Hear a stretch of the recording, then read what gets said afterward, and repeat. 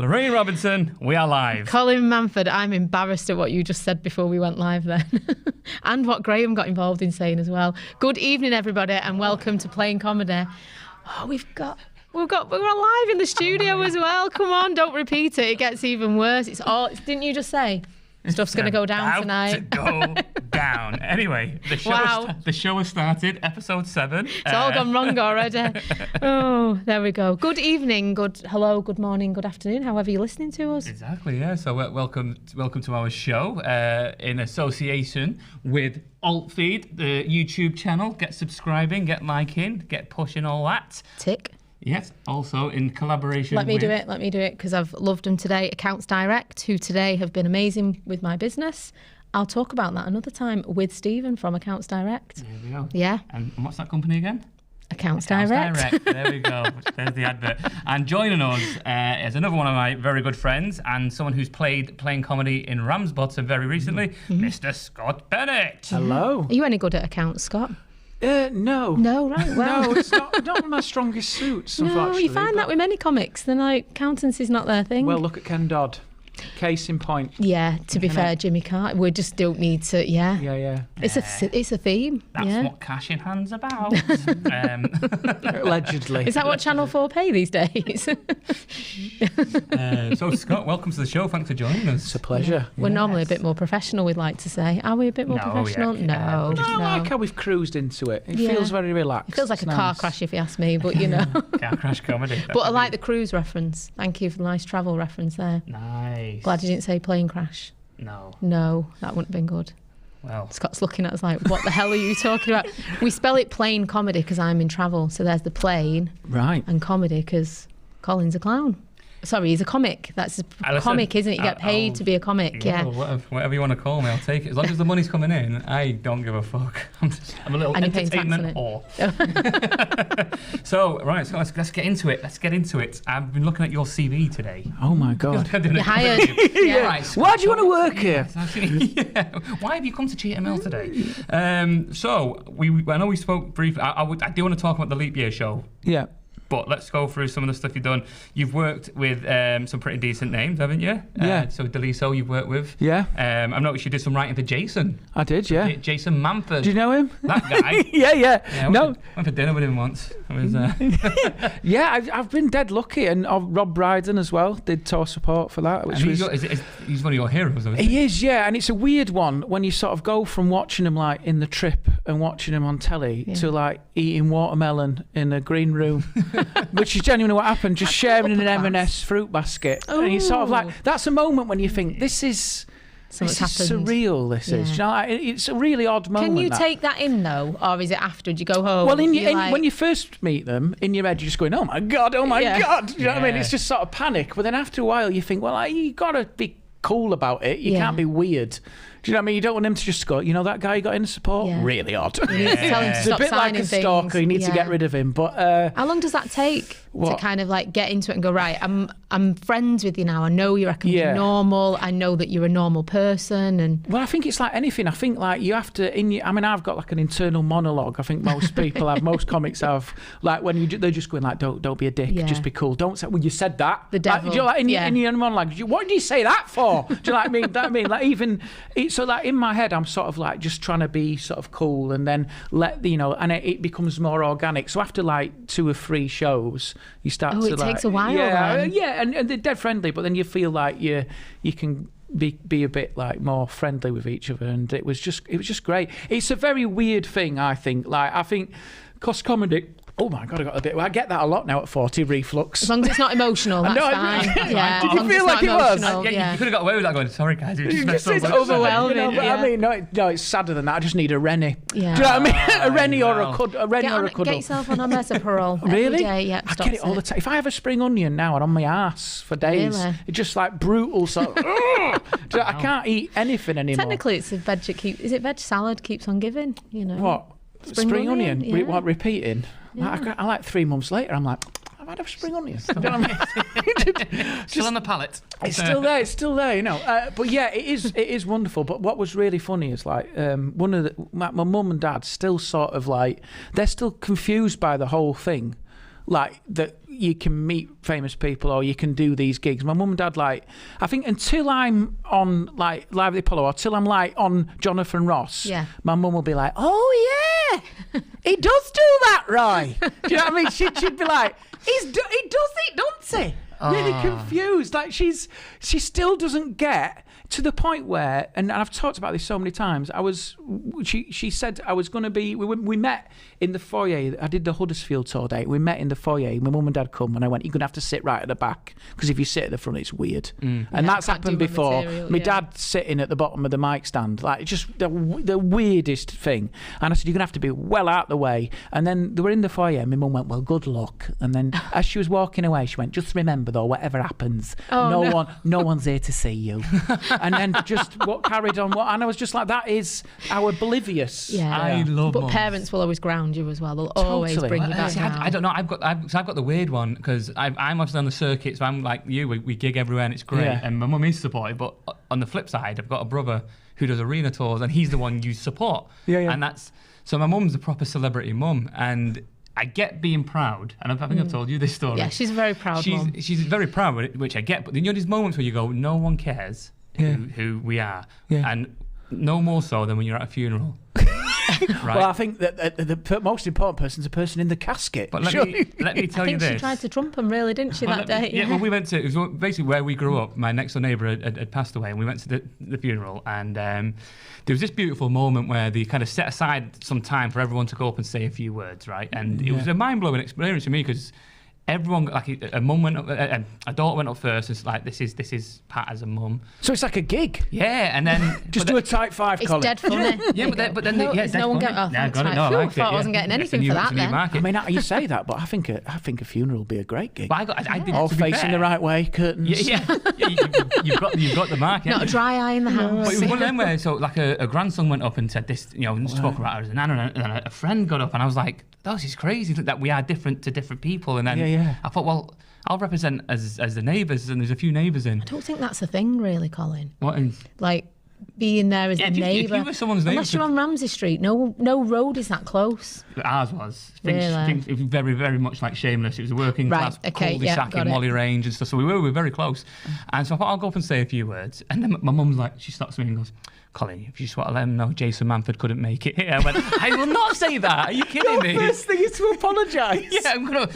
do you know Jason Manford, he can't be here today. The important Manford's not around. You're like accepting an award. Yeah, I was like... Well, they have sent a video message. Live from LA, it's Jason Manford. I was like... Remember when we collected the milk money? There's one thing being proud, but I'm like, pick your moment. Yeah, they do. And I think... But then I look at where they... their world of where they grew up and is completely different to this. Like I think if I she's very supportive, but if I said to my mum I'm going to go and get a proper job now, she'd be like, oh God, we didn't want to say. I am so glad you said that because we were worried. Do you know what I mean? We were concerned about your children, and I think it's one of those moments. Well, speaking of that, it's something we touched upon when we were having our pre-show coffee. Yeah, it's a thing now. It's pre-show coffee. You, as you were getting into stand-up, you were telling us how you had a job and you were high flying and you were offered something special. So just quickly tell us that story. So like for years I just fell into the 9 to 5 thing. Of just like everyone does that. I went to uni and then you're sort of on a particular track, aren't you? And then before you know it, life's sort of like mortgage. You meet someone and it sort of cascades dead quick. And I've always loved comedy, but then I thought nothing's gonna happen. Do you know what I mean? I just like watching comedy. And then so I got to 30, started doing it, and then but my career I was still working alongside it, and it was like I was a product designer in a small design consultancy, so it was quite a demanding job as well. So like I remember so many times that I'd get into work at like 8:30 and I must have looked like deaf, and like he'd say to me, "Are you all right, Scott?" Is that because you gigged the night before? Yeah, so he'd go, "You all right, Scott?" And I'd be like, "Yeah, it's the baby's just not sleeping." Basically, I was in Glasgow like 4 hours ago, mate. Do you know what I mean? That's the reality of it. No sleep, coming in, and how I didn't get fired, I have no idea. But then it got to the point where like work was going really well, day job, comedy was starting to escalate, and then you hit a point where you think like, it was when I was offered some support stuff basically, I hit a point where I think I cannot keep doing. I need a day off. Like I joke that like my kids were ill so often. I'm surprised they didn't organise a fundraiser because it was like kids not well. I need the afternoon off. Car's got to be in the garage. Like and it's all bullshit to get to gigs. Do you know what I mean? Because all I kept thinking of was like I've got to get to a gig. Like you'd have a meeting at work and I'd be looking at the clock going, this can't run over. This can't run. And he'd be like, have you got any more questions? No one's got any questions. I have. What's the traffic like on the M6? Because that's where I'm going. And it gets to that point where you're like, you sort of can't relax in your life. And then it got to a point where he sort of sat me down and he knew I was doing stand-up, but not to the level that it was getting. And I sort of said, look, I've been offered this opportunity, and I didn't know what to do. And I sort of went in and he said, well, I'm glad we can have this chat. He said, because, I just want to say, if you want to be a director. Wow. And it not even had to buy in, would just give me the shares, give me the pension and everything and the healthcare and stuff, and then I just sort of I drove home that night. I just don't know what to do. So then I hit that point where I thought, because if you take that step, it's done then. Comedy's done. You've got to jump in. It's gone. And then I was like, but then I've got this offer of this stuff, and then I said to Gemma, I said, what do we do? And I could see her I could see the extension disintegrating. You know, like she looked up there, just disintegrated like that. Do you know what I mean? And then she said, you're just gonna have to go for it, which is incredible. And that's it then. Would you have been worried though that if you'd have gone the other route, that actually your success was the fact that you were always on your nerves and like you were literally someone who responded to like absolute stress, so that's why you were brilliant at your job. Yeah. And then all of a sudden you settle into it and they're like, you're not that good. I don't think I can. Do you know what though? I think like nervous energy is good, but I'm still on the wrong side of that. Right. So like to put it in perspective, I went to the dentist and like apparently I'm grinding my teeth properly grinding. Shout out to all the grinders. I've been doing it for years. Yeah, when I heard grinder, I thought it was like an association with people who grind the teeth. Very big shock when I actually found the reality of it. Dates, is it not? Grinder is also an app. Yeah. Yeah, I think that's what he's talking about. Yeah. That's what I meant. I thought it was for people who grind the teeth He's been at night. swiping for people with bad teeth. And I thought it was people who wear gum shields. I apologise. But it's a joke, Colin. I'll let you know when they come next time. I'll text you and say there's one coming in 3 minutes. Hang your head in shame. But they sort of she said to me, you are really grinding your teeth, so I have to put a gum shield in at night now. I can't sleep with a gum shield. No, I ditched it. It sends the wrong message when you sort of say to your partner, when you say to your partner, I'm just night then, you pop the gum shield in and they think, what's going to go down here? We're going to sleep now, yeah. But yeah, so I think there is good nervous energy, but it's being on the right side of that, I think. So do you think you struggle with like nerves and stuff with the stand-up, or because I don't get it, like the thought of going out on a stage having to command the audience and make them laugh.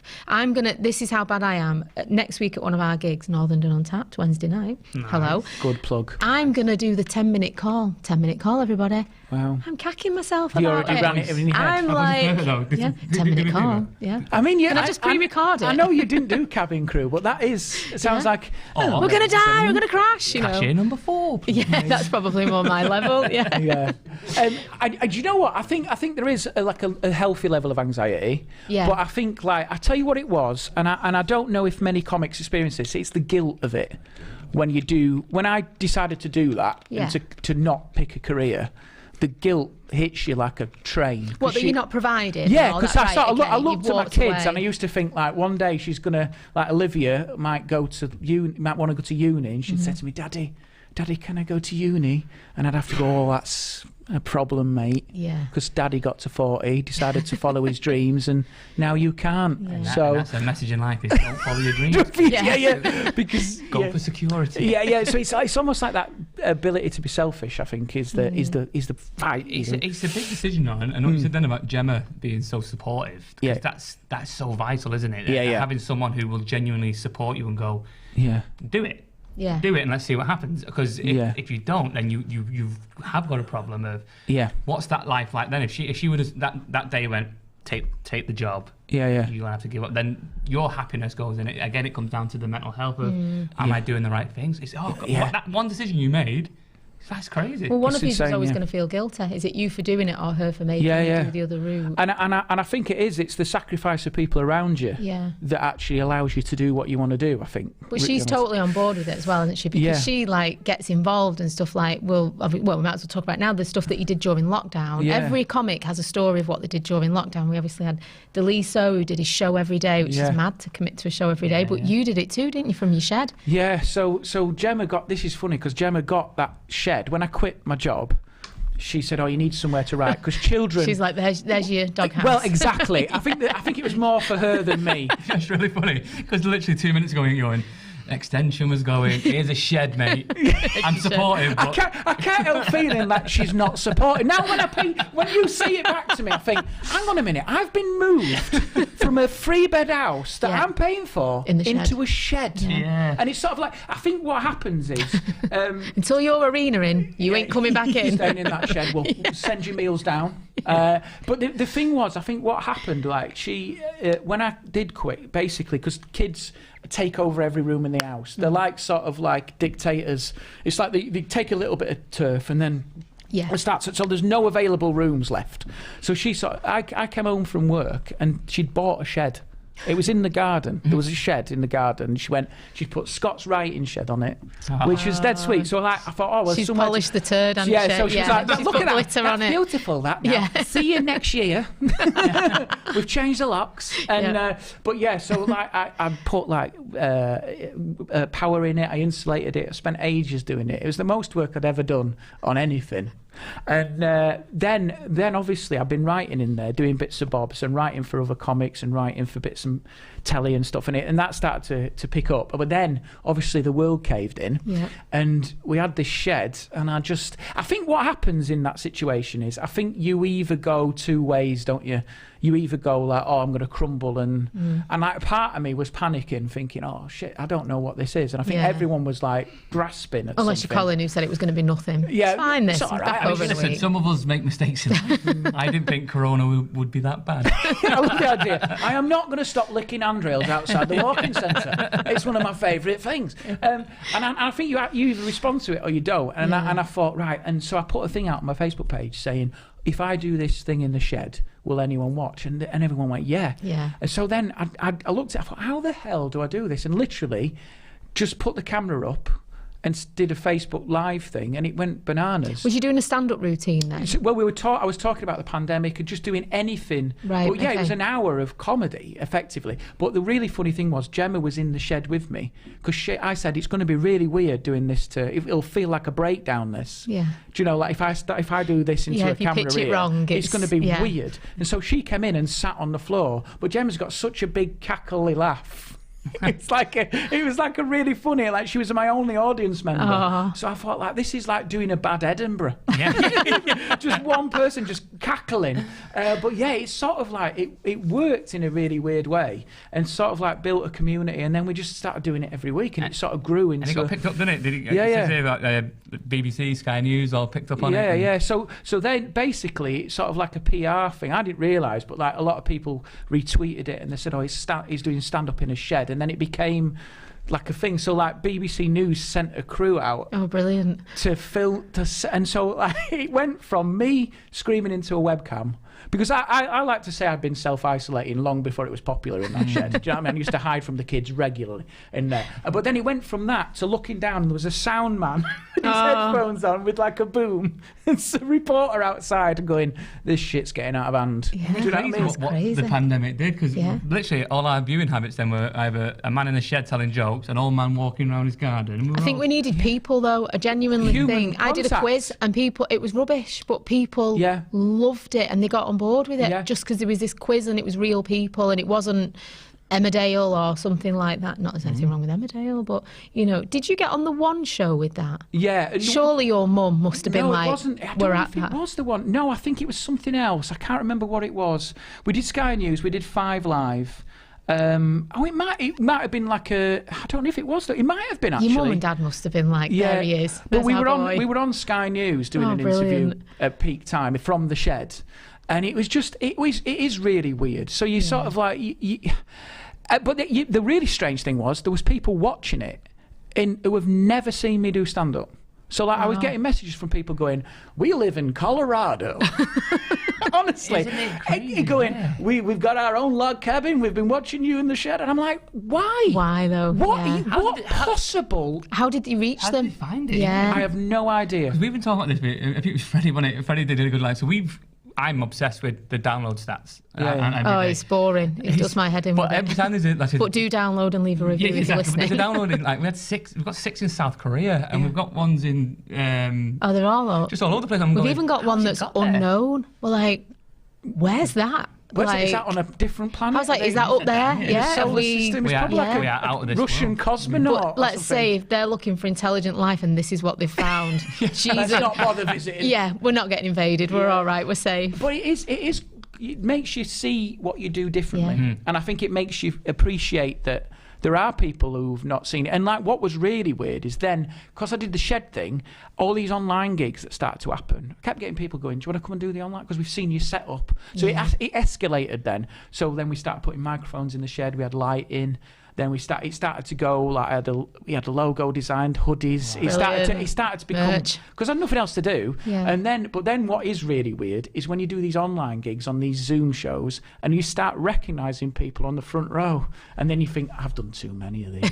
Because I've seen more people on there, like more of them than my own parents. Yeah. Do you know what I mean? It's weird. You do get to know people, and I was saying I was involved in a project, and there was people that know me. And the other day I was in the gym, and this lady came up, she went, "Are you that lady from that project?" I was like, "Yeah, I don't know who you are though, because I only know you from a profile picture." Yeah. And the world's this crazy place, and it's. And I tell you what is really weird as well is because I feel like as audiences they were different because they've had to they hadn't travel anywhere. They're in their own houses. They're really disarmed. Yeah. And I still can't get used to the fact that like you'd be doing stand up and someone would just go pop over to a slow cooker, just stir a stew, and you're like, Always good. This is a really weird reality.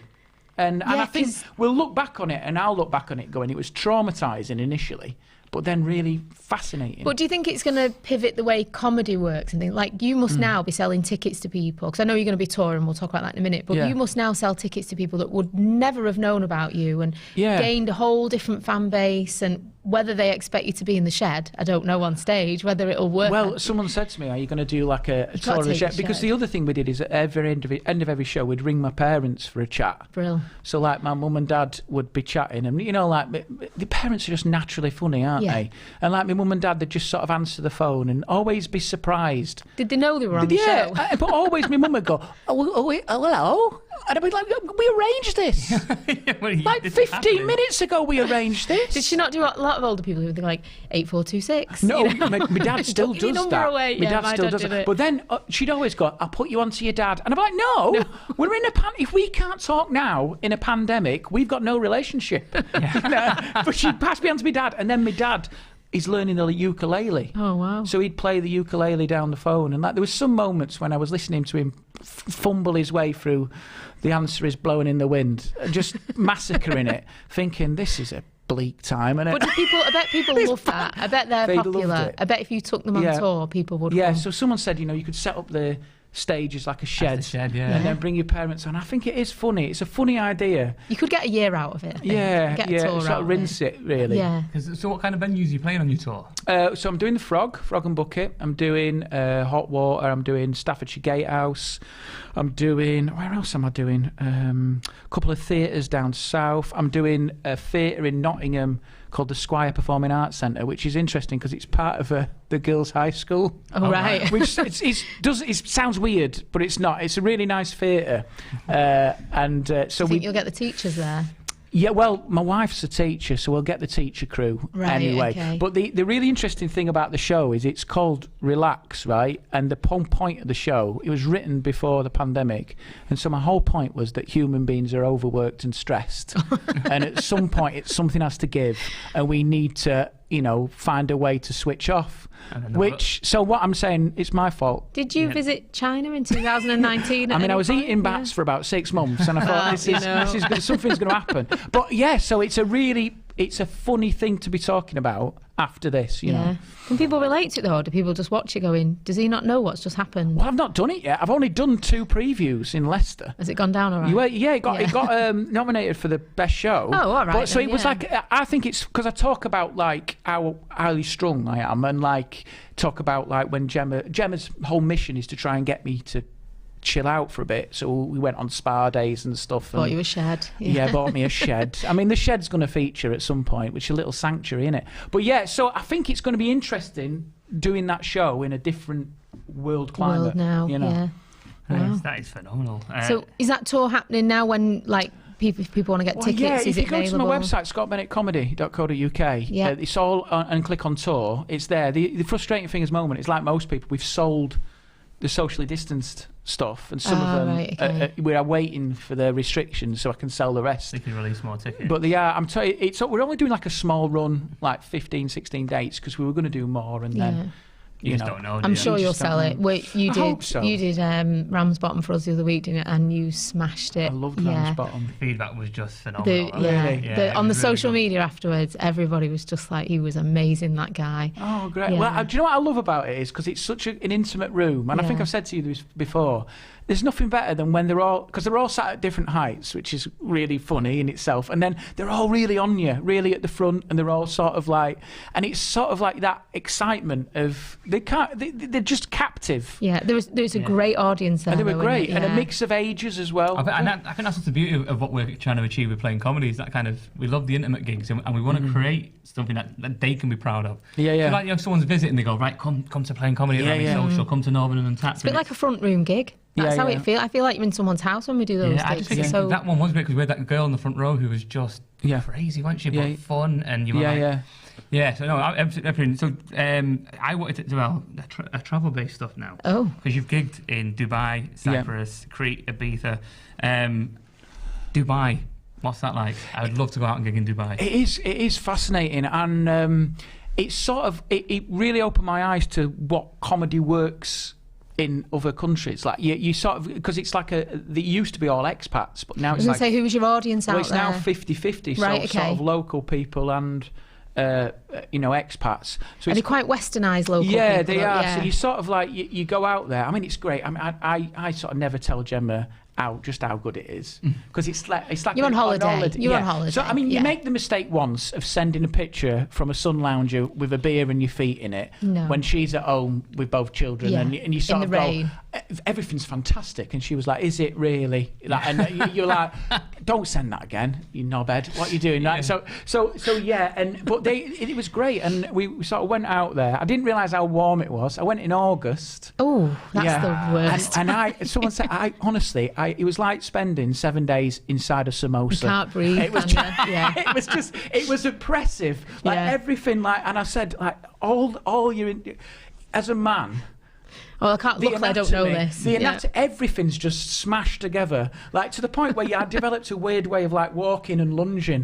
Do you know? It was like I had to like, I just had to bring peace to the region. Do you know what I mean? It was like a war zone. I got sticking to the leg. Yeah, and I sort of like dangle any aircon. I was just sort of finding aircon everywhere. Dubai in August is literally about running from building to building. Just spending time in the Emirates Mall, just leaning against the wall. Like, so it was so hot, and but it was great fun. Like, and I think it's like one of those where as well we were on the way out and we got upgraded to club class. Right, was you on Emirates? Yeah, nice. No, it was British Airways. Oh, right, okay. And I don't know any of this. I don't fly first class. Like, and I said to Gemma, I must have looked an absolute prick, because we're in like, you have got a little pod and stuff, and like she gave me like a wash bag.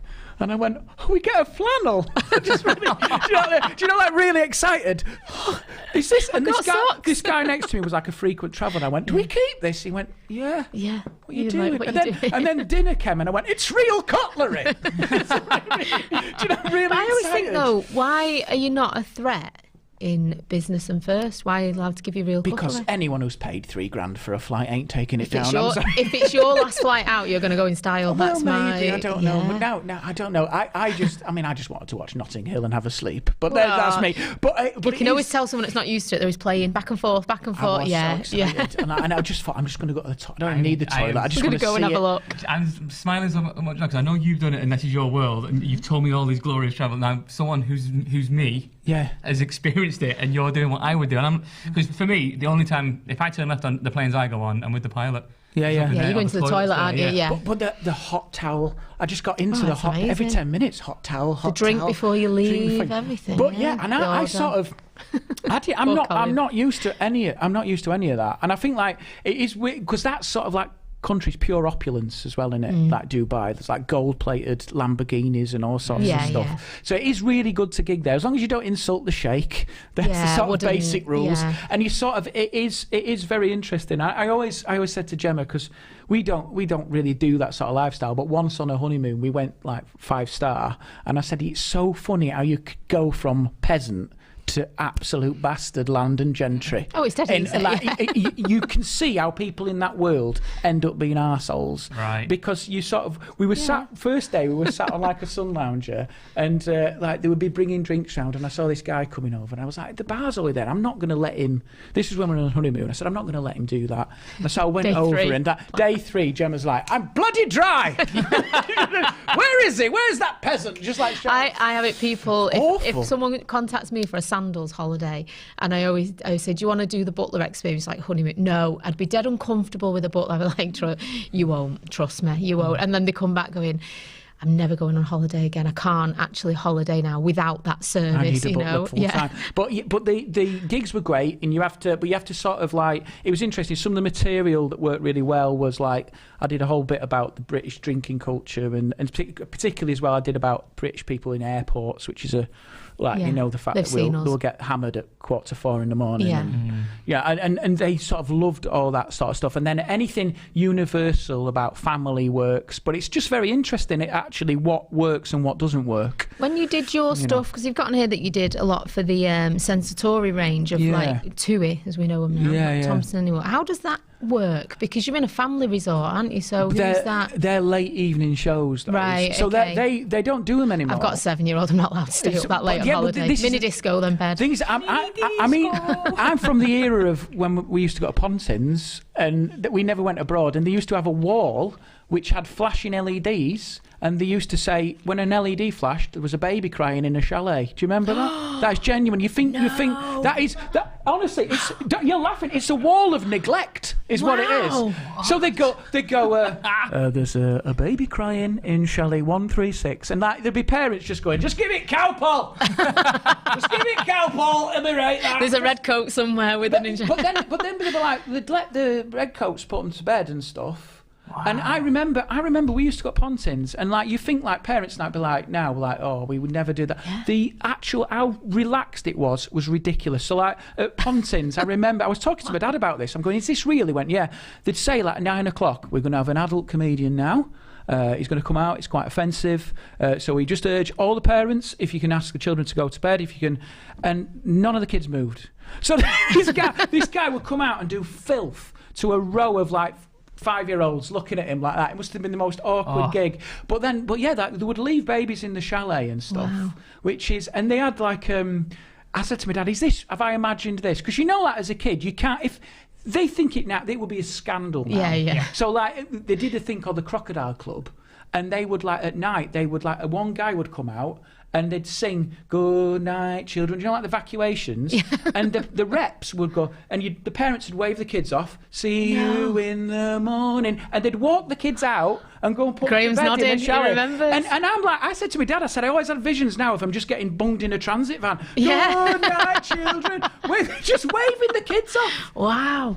So you sort of in Sensatori, it's a bit more. Yeah, they're a bit. Well, it's made me feel good They have about a my parents in babysitting service, schools. but yeah, you don't do the shows till 11 at night. Well, Wow. there we go. Well, on that note, Yeah, well- let's. Well, we're kind of out of time, but with the wrap up, plus you've got to get to your gig. yes, you're off at the frog to the frog now, aren't you? Bucket. Yeah. Thanks for joining us. So you're on tour. You get tickets at scottbennettcomedian.com. scottbennettcomedy.co.uk. I'm all over the socials, as they Yes. say, Twitter, Facebook, and In the shed. And the shed. And I've also want to plug. Me and Gemma have done something called Caravan of Love. If you Google Okay. it, it's a sitcom pilot we did about two Brilliant. people who were in a caravan, which filmed in my mum and dad's caravan. Nice. And it's about they've won Caravan Couple of the Year, but their relationship's disintegrating. Caravan so of if anyone Love, brilliant. knows a production company, What's that on? it's on YouTube. Well, we'll share it. We'll stick it on our page actually. We'll give Yeah. it a watch. So if you're a production company listening, And we want caravan-based comedy. that's It's a niche, isn't it? well, no. Do you know what? At the moment, it's very relevant. Staycations. This is a thing. I knew this pandemic was going to happen. Yeah, Which is you why caused I planned it. and now you're And now I'm capitalising trying on to it. capitalise on it, mate. That's what's Sheds happening. and Caravans. Sheds and Caravans. Sponsor Scott now. Yeah, Cuprinol. Right then, so thank you our so much for socials, joining us. If you're enjoying the podcast, leave us nice reviews. 5-star ones, please. 5-star one, please. Yes. If you're looking for a holiday, get Collect- to Collective Travel. Collective Lorraine travel. I Robinson. can get you away at some point in the next 15 years. It's going to happen at some point, so It's going to explode in it. It's going to be crazy. Amazing. Yeah, get us on socials, playing comedy, and all the rest of it. So thank you, Scott, for joining us. Pleasure. Yeah. Thank you for I'll having see me. you at a Brilliant. playing comedy gig soon. Yeah. And Lorraine, I'll see you after the show. We'll see when we say bye on this, yeah? See you in a See bit. me after the class. Like I'm the teacher right now. For a debrief. He's trying to be all authoritative and it's not working. I still don't know. We've nailed the opening of the show going, we're live. No, and at the you've end- not. You've not nailed it. You We've go got- all like gangster P. Diddy and it don't work. Can you believe it? Scott? This is what I have to deal with. I Yeah. know, I'm getting bullied all the time. Yeah, Right, well- Lorraine, see you later. See you later, Colin. See you later. Yeah. See you later. Thanks, Thank everyone. you.